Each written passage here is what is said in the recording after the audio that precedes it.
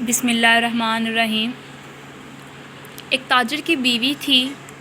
اللہ تعالیٰ نے اسے بہت حسن و جمال اور خوبصورتی دی تھی اور نیکی بھی دی تھی۔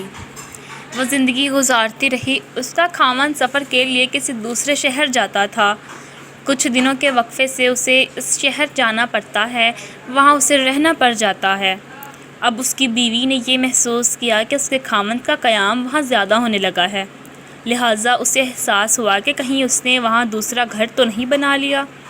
چنانچہ اس نے اپنی اعتماد والی ایک خادمہ سے کہا کہ تم اس کے پیچھے جاؤ اور دوسرے شہر میں جہاں رہتا ہے وہاں ہمسایوں سے جا کر معلومات حاصل کرو۔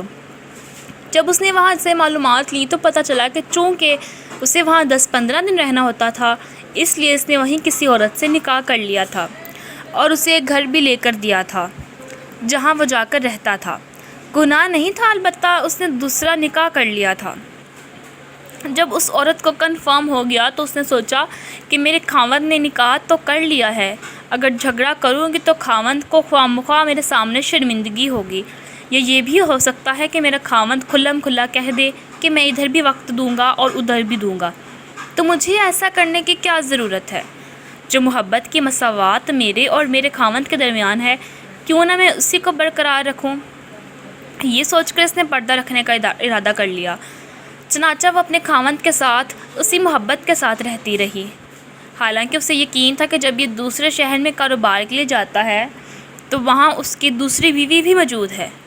اللہ کی شان کے کچھ مہینوں کے بعد خاوند کی وفات ہو گئی۔ جب خاوند کی وفات ہوئی تو اس کا جتنا سرمایہ تھا وہ سارے کا سارا اسی بیوی کے پاس تھا۔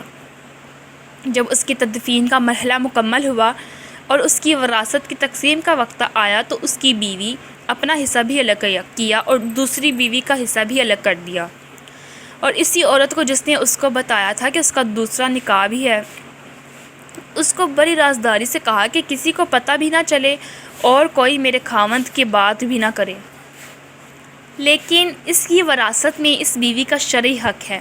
مجھے قیامت کے دن اللہ کے ہاں جواب دینا ہے، اس کا حق میں نہیں کھا سکتی، لہٰذا یہ پیسے لے جاؤ اور اس سے کہو کہ تمہارے خاوند کی میراث میں سے یہ تمہارا حصہ ہے اور اسے وصول کر لو۔ وہ عورت وہ رقم لے کر خاتون کے پاس گئی۔ وہ کافی ساری رقم تھی۔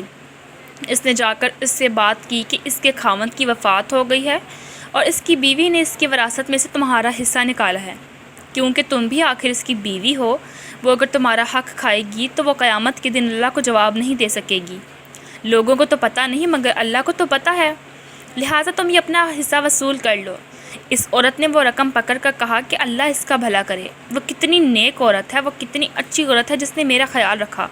پھر اس نے کہا کہ تم یہ مال میری طرف سے لے جا کر اس عورت کو واپس کر دو، اس لیے کہ اس خاوند نے مرنے سے 1 ہفتہ پہلے مجھے طلاق دے دی تھی اور اس طلاق کا پتہ یا مجھے ہے یا میرے اللہ کو، لہٰذا اس وراثت میں میرے کوئی حصہ نہیں بنتا، یہ اسی کا حصہ ہے، لہٰذا اسے واپس کر دو۔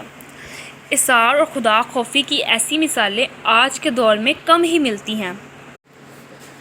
آپ کو سٹوری کیسی لگی؟ اپنی قیمتی رائے کا اظہار کریں اور میرے چینل کو سبسکرائب کر دیں تاکہ آپ کو مزید ایسی ویڈیوز کا نوٹیفیکیشن ملتا رہے۔